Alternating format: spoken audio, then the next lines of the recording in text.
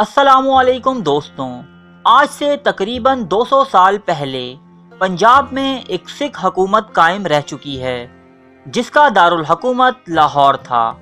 اس حکومت میں بھارتی اور پاکستانی پنجاب کے تمام علاقے شامل تھے۔ اس ریاست کا سربراہ مہاراجہ رنجیت سنگھ ہوا کرتا تھا۔ مہاراجہ رنجیت سنگھ خوبصورت عورتوں کا رسیا تو شروع سے ہی تھا، لیکن 1799 میں لاہور فتح کرنے کے بعد اس کا یہ شوق کچھ زیادہ ہی دوبالا ہو گیا اور اس نے اپنا بہت سا وقت خوبصورت عورتوں کی صحبت میں گزارنا شروع کر دیا۔ لیکن اس کے باوجود اس کی گرفت کبھی اپنی حکومت پر ڈھیلی نہ پڑی اور اس نے بڑی کامیابی کے ساتھ پنجاب پر 40 سال حکومت کی۔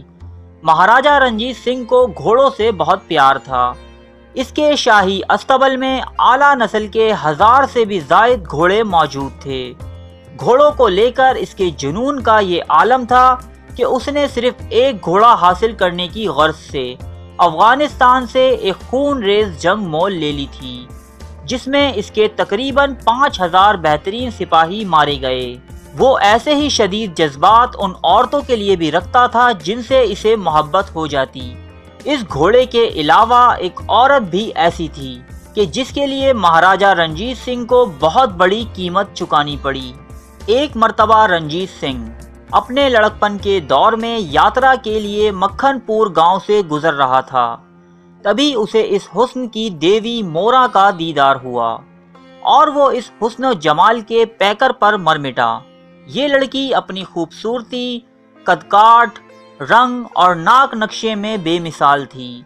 خوبصورت عورتوں کی رنجیت سنگھ کے دربار میں کوئی کمی نہ تھی، مگر رنجیت سنگھ جس چیز پر فدا ہوا وہ اس کی ذہانت تھی۔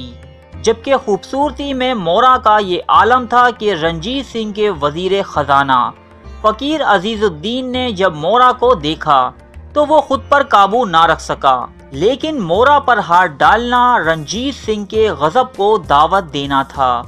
اس لیے عزیز الدین نے ایک ٹھنڈے پانی کے تالاب میں چھلانگ لگا کر اپنے اوسان بحال کیے۔ مورا مکھن پور سے لاہور راجہ سے ملنے آیا کرتی، جس کے لیے اسے ہنسالی کی نہر عبور کرنا ہوتی۔ ایک مرتبہ نہر عبور کرتے ہوئے مورا کی ایک جوتی نہر میں بہہ گئی، اس لیے اسے ننگے پیر ملنے آنا پڑا۔ یہ سنتے ہی راجہ رنجیت سنگھ نے اس نہر پر ایک پل تعمیر کروا دیا۔ دوستوں معذرت، مگر تاریخ میں اس پل کا نام کنجری پل کے نام سے موسوم ہوا، جسے انڈیا کی حکومت نے بعد میں مورا پل سے تبدیل کر دیا۔ اس محبت کی شدت جب عروج پر پہنچی تو رنجیت سنگھ نے مورا سے شادی کرنے کا فیصلہ کیا۔ رنجیت سنگھ ایک بڑی ریاست کا فرما روا تھا، جبکہ مورا ناچنے گانے والی ایک طوائف۔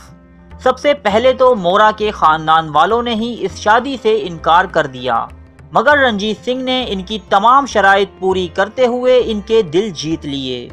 کہنے کو تو رنجیت سنگھ ریاست کا مہاراجہ تھا، لیکن یہ ریاست اور رنجیت سنگھ اکال تخت کی پنچایت کے زیر اثر تھے۔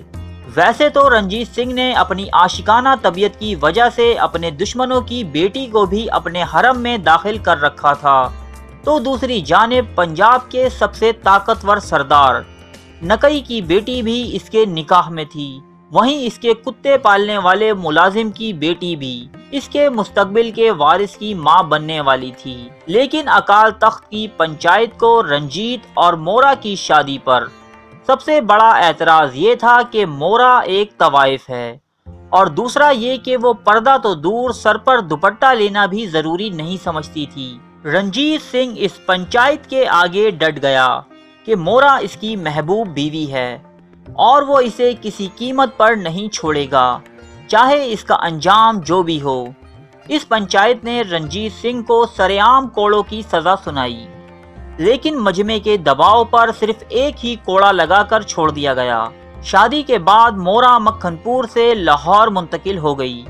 رنجیت سنگھ نے اس کی رہائش کے لیے ایک حویلی بنوا کر دی، جس سے مسل مورا نے ایک مسجد بھی تعمیر کروائی، جو کہ آج بھی قائم ہے اور مورا والی مسجد کے نام سے مشہور ہے۔ مورا کی محبت میں رنجیت سنگھ نے مورا کے نام پر ایک سکہ جاری کیا، جو کہ دنیا کی تاریخ کا پہلا سکہ ہے جو ایک طوائف کے نام پر جاری ہوا۔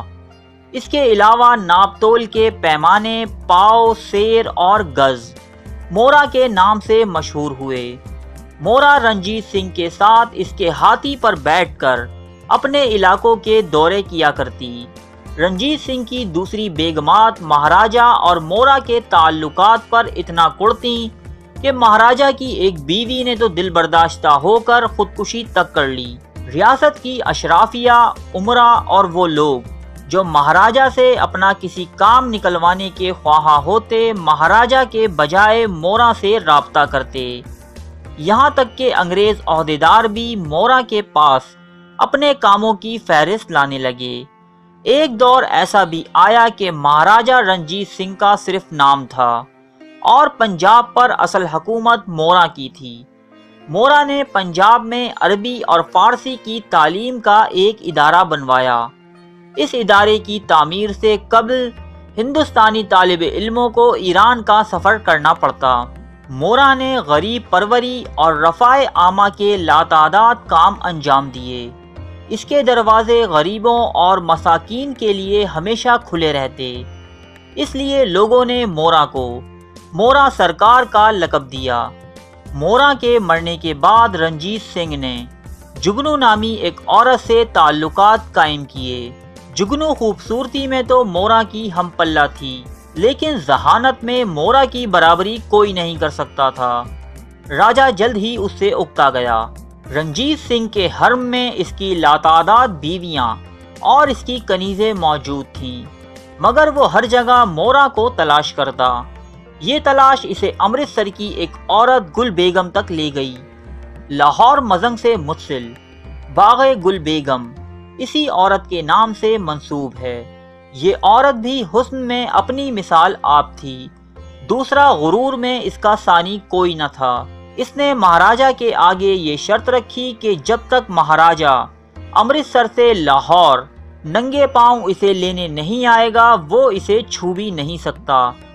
رنجیت سنگھ جو کہ ایک حسن پرست راجہ تھا، بالآخر مجبور ہو کر اسے لینے ننگے پیر امرتسر گیا۔